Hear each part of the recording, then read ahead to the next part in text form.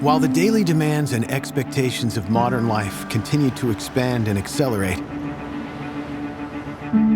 our needs remain constant.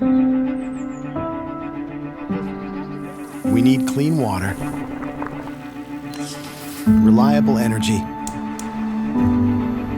and the ability to communicate efficiently. These are the things that make life possible and drive progress. For more than 100 years, Black & Veatch has designed and built critical human infrastructure that solves complex challenges in energy, water, and communications. We stand by what makes us stand out: reliable, innovative solutions that offer long-term value, protecting us today and preparing us for tomorrow. We start with forward-thinking services that become the foundations for EPC and design-build projects. Data and smart analytics provide a vision of what's to come and allow our cities of the future to be more secure and sustainable. Our commitment to deliver value to clients, improve the lives of people and communities they serve, and to safeguard the environment is unwavering. Which is why, as always, we remain dedicated to building a world of difference.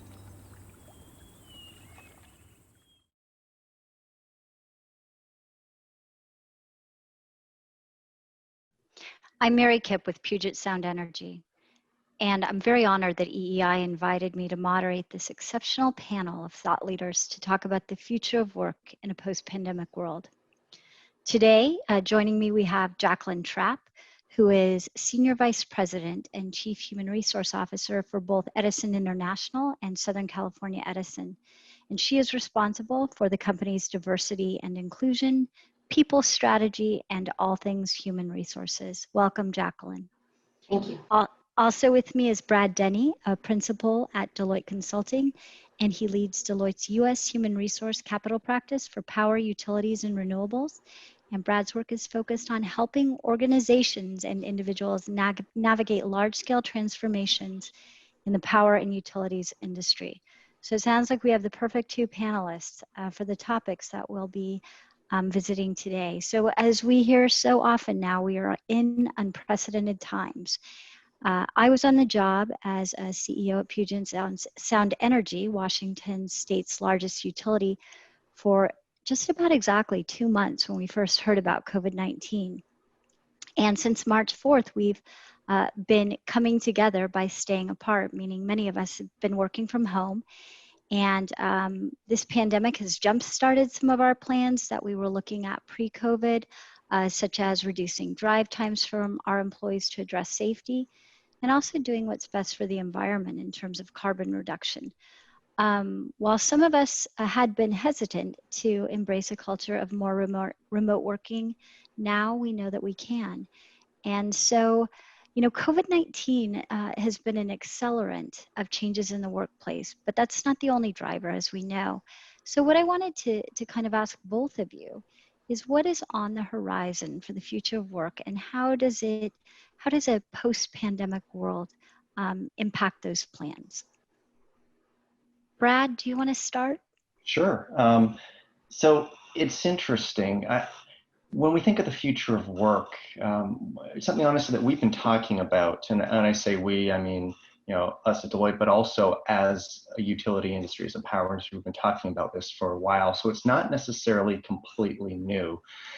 What I'll say is that COVID accelerated, and you touched on this, Mary, COVID accelerated the plans of a lot of utilities to start to look at it. So what I'm seeing as I work and I talk to a number of utilities are things that they were moving into partially. You look at some of the things in field operations, right, where combining smart machines, and I can get into a little bit more, with the power of the cloud for a tremendous amount of data, with machine learning, combining that with AI and people to do some of the things that would take us a lot longer and frankly be a lot more difficult, and in many cases improve the safety of the employees. We're also seeing it play out in in the workplace angle, and you touched on this about coming together by being apart. When we think of future of work, we think of work, workplace, and workforce.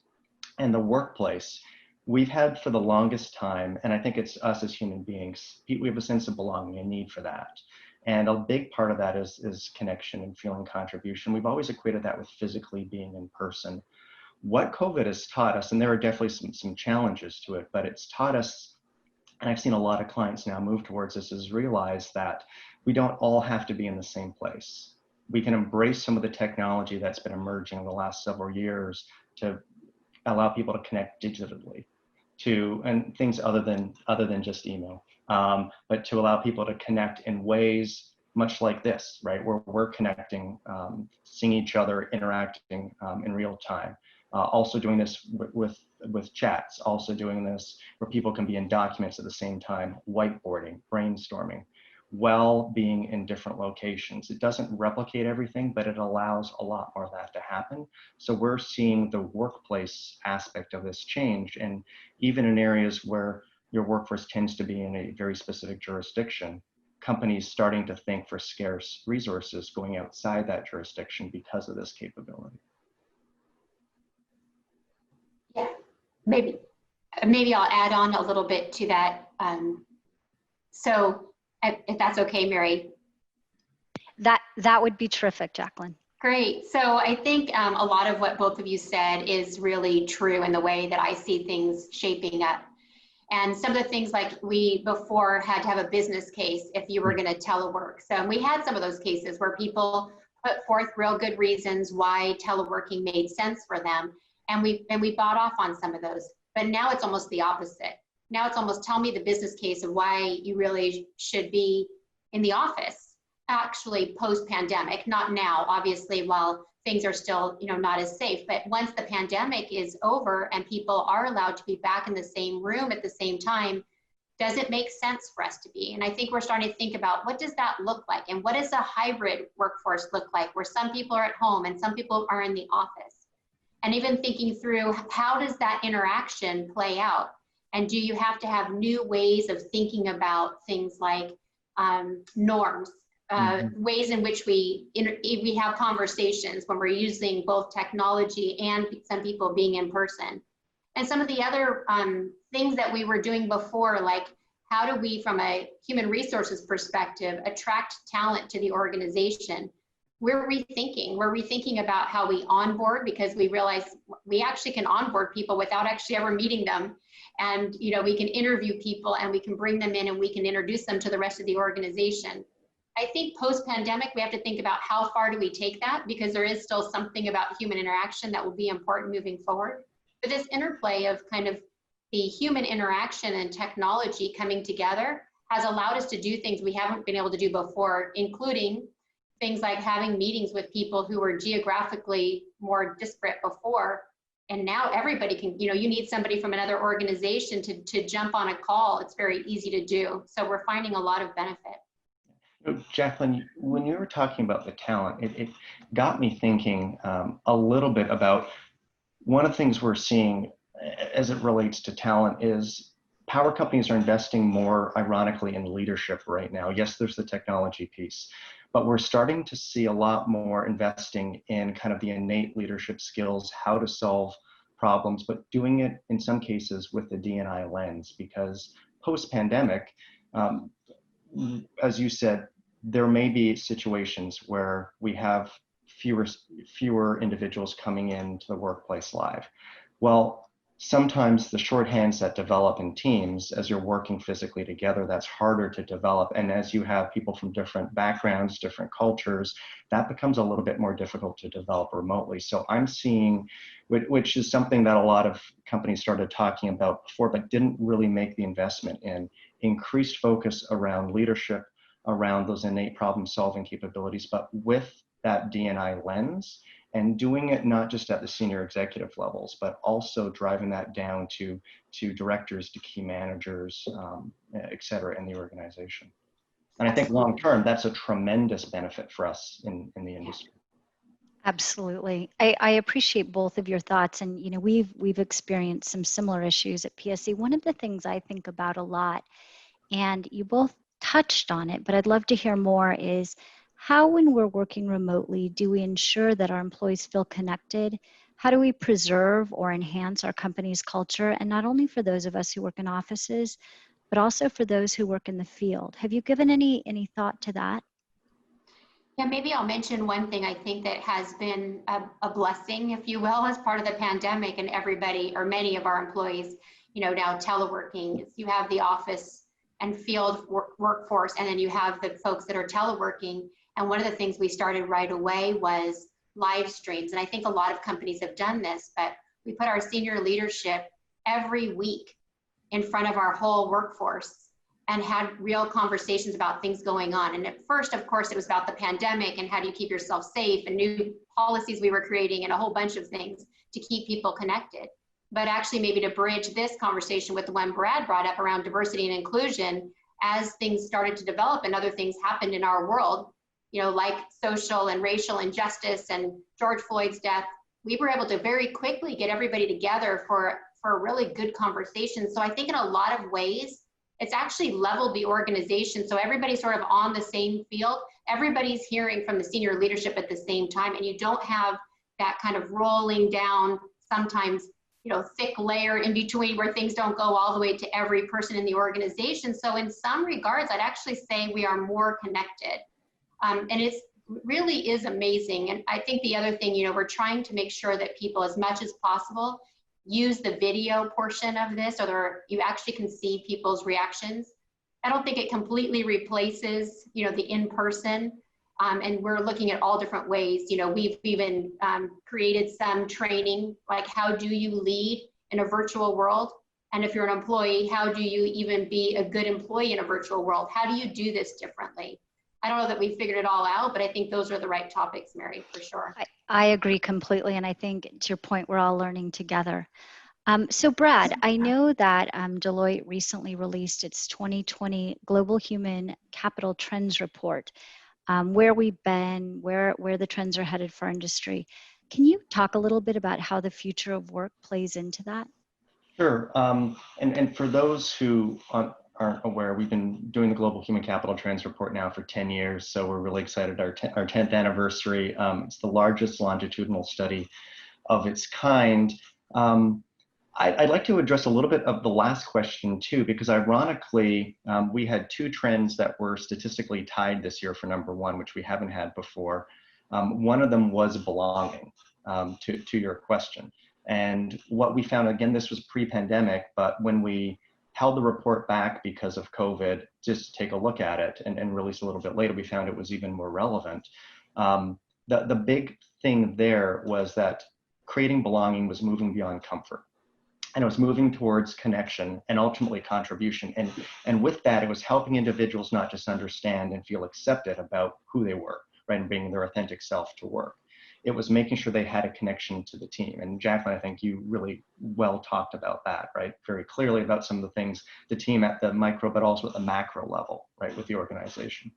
But then it was ultimately being able to see a sense of contribution. So what did they contribute to the team that was directly related to what made them uniquely themselves? And I think in this virtual world, that's a little bit harder. But Jacqueline, to your point, using video, using things where people can interact, but also making sure that the leaders are calling out for each person on their team, helping them understand how what they're working on fits into the big picture for the team. So they get that direct connection to contribution. It's going to take a little bit more effort these days because we can't just walk down the hall and stop by somebody's desk, but it's equally important to keep that sense of belonging. To your question around future of work, now, it's interesting because we call examples from around the world from all the different industries, and we look at different examples.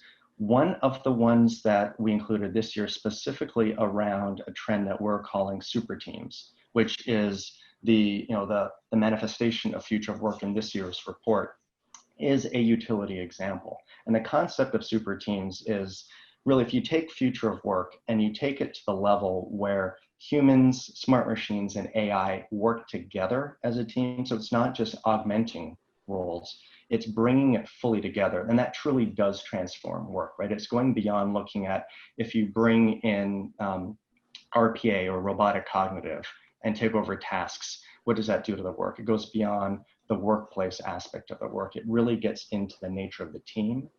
There's a great example, and I'm seeing this at a number of utilities. In fact, I had a conversation with another utility 2 weeks ago specifically about this, and it's around infrastructure. And this can be used, it's being used in some cases for vegetation management, in some cases for wildfire management, in some cases for predictive maintenance around our assets out in the field. And it's taking the sensors that we have in the grid, it's taking satellite imagery, it's taking, in some cases, helicopter images, drone images, right? All these forms of data, which in the past we'd have to send a crew out to make, visual, visual observations of specifically the vegetation or perhaps a transformer, and maybe not really be able to get that close to it. But now you combine all these images, it goes into the cloud, tremendous capability to hold data. Which is now possible, which 5 years ago we couldn't have done. And then you overlay different types of smart machines. So we have machine learning that's going in and taking a look at all these images to look for patterns, to identify perhaps areas where the vegetation is too dry. Power lines are a little bit too close. There's vegetation, so in a wildfire situation, you've got vegetation that is growing too close to lines, far out on transmission cables in an area that it's just not practical to get a crew to. Or, looking at the same image over a period of time to look on actual wear of an asset out in the field. And what the AI and machine learning does is it goes in and it starts to learn more and more, and then pull out the images that are the exceptions. Then it sends it to a team of really, really experienced individuals who go in and do another further assessment. But the great thing is then when you think about our crews, they can then send the specifics to the crews. The crews know exactly what they're going to see when they get there. They know what they're going to need to solve the situation. And by the way, they're probably also bringing drones with them to get a closer view before. So you're seeing a team in the past that wouldn't be able to do anywhere near as much, but now by having AI in here, we've transformed not the work of just an individual, but of the entire team, and in some cases, departments, in a part that is very, very relevant to the core of what we do, and makes it safer for our crews out in the field. That's terrific, and makes it safer for our customers as well, and enhances reliability. That's phenomenal. So Jacqueline, as the leader of human capital at Edison International, tell me a little bit about what you're doing with AI or other innovative technologies to enhance human capabilities. Yeah, maybe talk about it in a couple of different ways. So from a human resources perspective, there's a number of things that we're using, whether it's software to look at position descriptions and look for biases, words that may be more attractive to some versus others. It could actually turn some people off from applying to our positions, to using video software to do interviews so that we can get additional people to get eyes on for pre-screening candidates. And there's also so many platforms now that are out there that are actually using some really interesting things that help the process and also help our attraction ability get further out, market to the right places. I mean, many companies, most companies, not even utility companies, are looking for a lot of the same kinds of people. A lot of us are looking for cybersecurity, data scientists, data analytics, diversity. And so, how do you get out there and make sure you can get to the right kinds of markets to attract people in? And so we're using a lot of that kind of thing within HR. I think there's a lot also now with COVID where we're using some different platforms for learning. And I think that's been really interesting as well, as we think about how do you maybe even push out content to people based on their goals, their performance goals, and what they're trying to achieve from a development perspective, and get things in front of them before they've even gone to search for it. So I think there's some things in the human resources realm. Where I'm also really excited though is back kind of where Brad was on safety.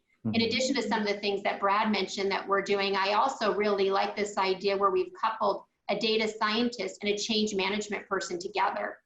And then looking at work orders that can be more risky, and figuring out what is it about this that is risky, and creating a model that then makes sure that the team knows you're about to do something that may be higher risk, so they can get together and then talk about, well, what are some things that we can do different, we should be aware of. And in the future, maybe even thinking about, does that actually change your team composition? Because there's lots of factors that create something that might be risky. And so I really love this idea of like the team, and how the team and technology can help really make this more effective from a safety perspective. Wire down is another one, or predicting transformer faults before they happen. These are some really exciting safety, I think, innovations that come from the interaction between people and the processes and tools like machine learning and AI that can really make a difference. So I think there's both inside of HR, some really exciting things, and actually in the main part of our business that I think is extremely exciting as well. I especially love your comment on our ability to attract a more diverse workforce and to reach out to folks who may not have been aware of the types of jobs we have before. I think that's really going to help all of us on DEI, which is mission critical right now. I wanted to ask you another question, Jacqueline, and I think the biggest surprise for me as a CEO during this pandemic has really been the level of responsibility and stress that has fallen on the CHRO and the human resource organization. It's been far beyond what I would have ever contemplated. And I've been really, really impressed with my own group at PSC. But, monitoring workforce sentiment, establishing connections between leaders, workers, teams, integrating well-being, employee assistance programs, reimagining how, where, and what gets done. We've talked some about how you've seen this period as the opportunity to push the envelope on the how, where, and what. But I just wanted to get a few more thoughts on how you think your experience in this has changed how you view your role and your longer term considerations of telework and other impacts on the future of work. Yeah, Mary, I combine that with your earlier comment about DEI. And I think, HR in a lot of respects becomes a little bit of the moral compass for the organization, right? We have to think about the safety and well-being of the employees as it related to the pandemic. And certainly that took a lot of time and attention and effort to get people safely in the right places and doing the work in the right kinds of ways, and thinking about, you mentioned like people's physical well-being and their mental well-being, and making sure people stay connected, and all of these things that were really important in so many different issues than we have touched on before. I mean, even to the point of thinking about, gosh, for some people, sad to say, but being in the home is not as safe for them. That coming to work was a respite. And how are we going to deal with all of these various situations that we always think about, but we're majorly in the forefront of our thinking? And how do we make sure that we're doing the right things for employees? And then you add to that some of the other events that have happened recently with the, racial injustice, and how do we make sure we're standing up and saying the right things and doing the right things for our employees, and really helping society as well as we grapple with so many of these issues. And I think for a CHRO or a human resources organization, having these things happen at the same time, and it's not like you get to not do compensation and succession and all the other things that we normally do during our busy cycles throughout the year, but it's layered on top of that, something that's really important. And so it really is important to have a good set of colleagues around you, and to sit down with the senior leadership team and think through some really tough issues of balancing employee safety, costs, customer satisfaction, customer costs, and affordability. And how do you get the right mix, and making sure that you're taking care of your employees, but not completely in the absence, of course, of everything else going on around you.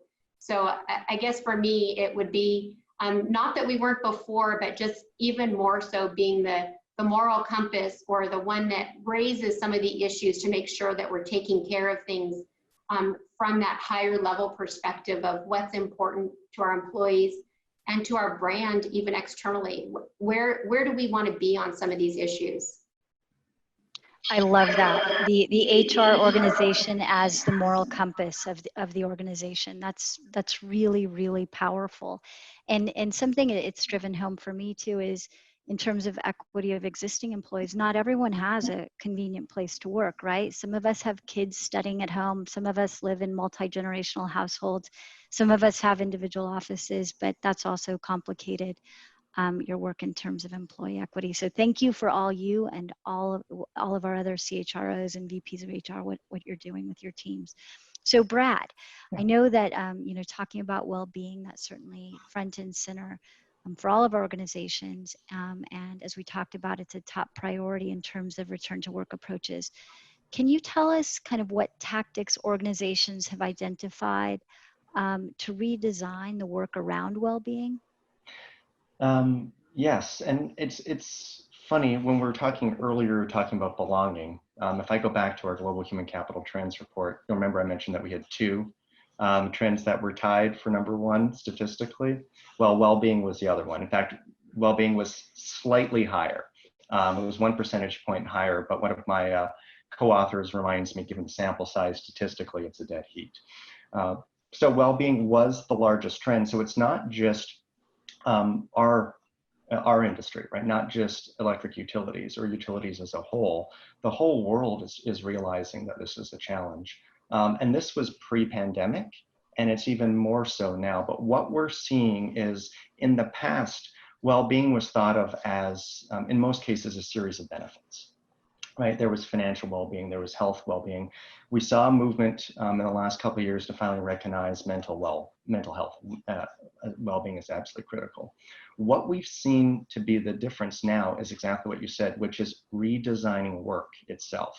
So there are parts that are the workplace, but Jacqueline, I love the example you talked about pairing a data scientist with a change management person in the case of looking at work orders, because that really gets to the essence of what it is. It's engaging the employees to actually look at the work they do, right? And that's the shift, is that well-being is now focused on the actual work, and it's not everything outside. So looking at the work that they do, understanding, do they have the right tools? So now in today's world where we are remote, do they have the right collaboration, digital collaboration tools to be able to do their job, since we're not all physically in one place? But it's also, do the processes work, right? In the past, do the processes work make sense for how things used to happen? Now that we're remote, we have to take another look at the processes, because every time you have a process that doesn't work, or an employee, a coworker doesn't have access to the right tools, that increases the stress. And that leads to a breakdown in well-being.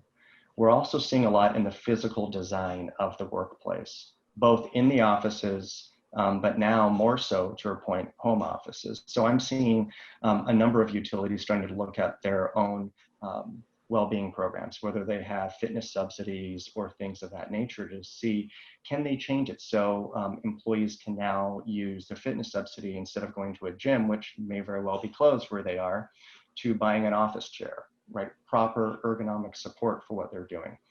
Some are looking at, do they provide subsidies so that they have the right work environment if they don't have a desk? Because in the past, if you were always in the office, you didn't actually need to perhaps have a desk, right? And working at the kitchen table is fine for a month or two, but now that we're in month 6, it starts to get a little bit more difficult. So we're seeing it kind of balance into those areas around the physical environment, making sure you've got healthy ergonomic support, but also going into understanding day by day, task by task, what people do, looking at the process, but then making sure you actually have the right tools to do it. And I think the last piece is there's more of an examination on decision rights and how leaders drive well-being.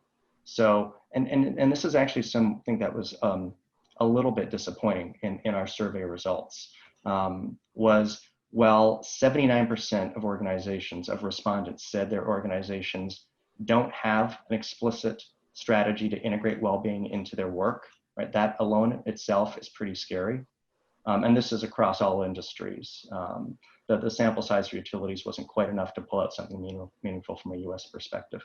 But to make it even worse, only 26% said that their leaders actually demonstrated proper well-being behaviors and encouraged their teams to do that as well. So we're starting to see more organizations now have an emphasis on the leaders, that in this situation where we're all working remote, if we're asking our teams to be able to jump on a call at 6 a.m., but then also get on and text us back for a question that we just happen to think about at 7:30 at night, well, they're under constant stress for that. So there's, I think, more of a focus now coming on leaders at all levels in the organization modeling healthy behaviors from a wellness perspective in day-to-day life. That is an incredibly powerful note to end on. And I think it's a shout out to all of us, something that we need to work on, and I'll include myself in that. But it's just remembering the importance of human beings in this increasingly technology-driven world, and the fact that we need to care for those human beings and make sure they know they're valued, and that we don't treat them as machines, but as actual people with needs. So this has been such an insightful conversation. I'm so looking forward to taking what I've learned here back to PSC, and I hope others who are here feel the same. COVID-19 and this economic crisis are so much bigger than all of us. And it makes me really happy that as an industry, we can come together here at EEI to really collaborate with other utilities and organizations, because I think that's the only way we're going to get through this, and especially get through this in an innovative way. So thank you both so much for being terrific panelists. Thanks, Mary. Thanks, Mary.